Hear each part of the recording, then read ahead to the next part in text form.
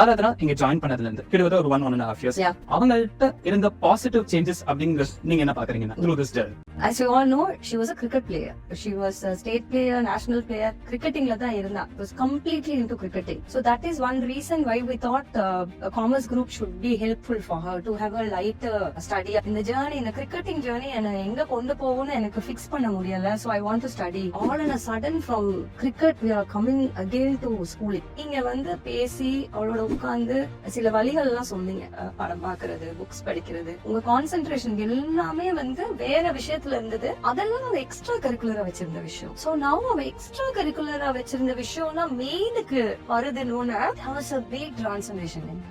இதெல்லாம் வந்து நான் இங்க என்னோட அகாடமிக்ஸ்க்கு யூஸ் பண்ணலாம் அப்படின்னு that brought out a lot of change in Aradhana.